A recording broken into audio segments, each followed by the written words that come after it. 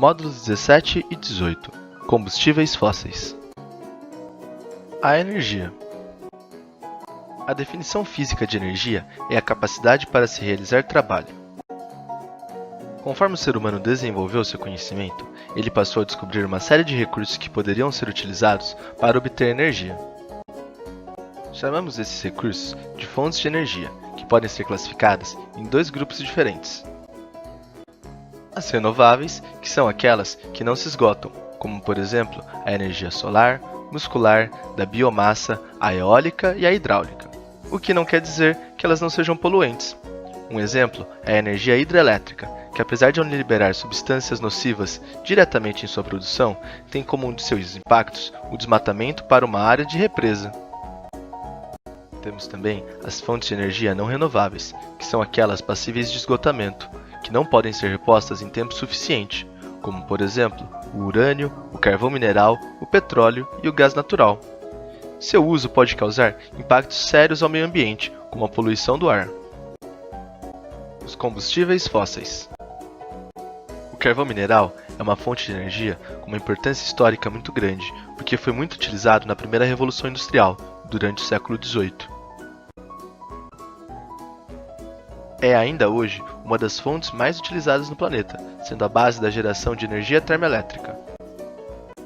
Por isso, sofre uma série de críticas, porque é uma maneira de gerar energia altamente poluente e o carvão não é uma fonte de energia renovável.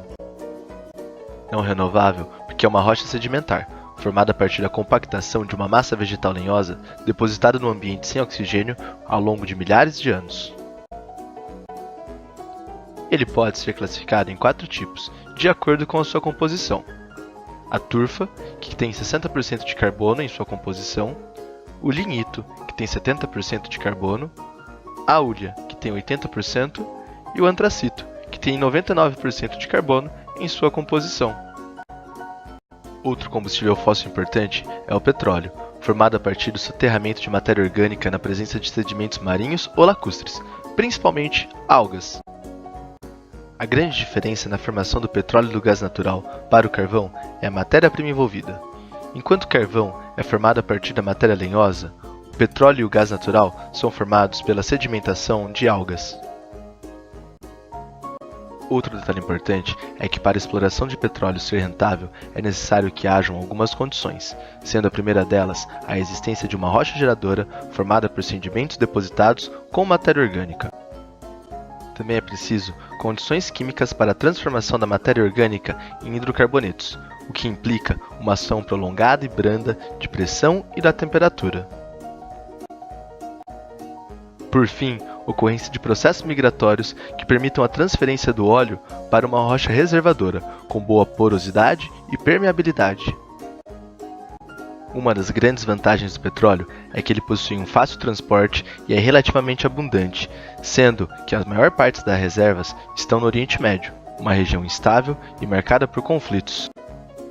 O maior produtor mundial de petróleo é a Arábia Saudita, mas também se destacam a Rússia, os Estados Unidos da América, a China, o Canadá, o Brasil, o México e a Venezuela. Dada a sua importância na produção energética e a sua má distribuição ao redor do globo, foi formada por algumas nações a Organização dos Países Exportadores de Petróleo, a OPEP ou OPEC em inglês. Ela é responsável por administrar e controlar o comércio do petróleo no mundo, contando com países da África, da Ásia, da Oceania e da América do Sul. Desse modo, a variação do preço do petróleo pode causar grandes impactos na economia global, sendo que os países mais desenvolvidos são aqueles que têm maior acesso e que mais consomem combustíveis fósseis.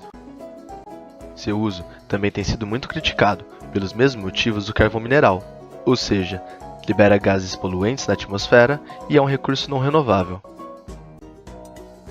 Além disso, sua exploração já ocasionou uma série de desastres ecológicos, como o vazamento de óleo nos oceanos. Falando um pouco sobre o Brasil, nosso país possui importantes jazidas e aumentou ainda mais suas reservas com a exploração na camada pré-sal. O último combustível fóssil é o gás natural, que é utilizado principalmente em casas, indústrias e em automóveis, sendo que ele se forma num processo muito semelhante ao do petróleo. Hoje, o Brasil importa a maior parte do gás natural utilizado internamente da Bolívia.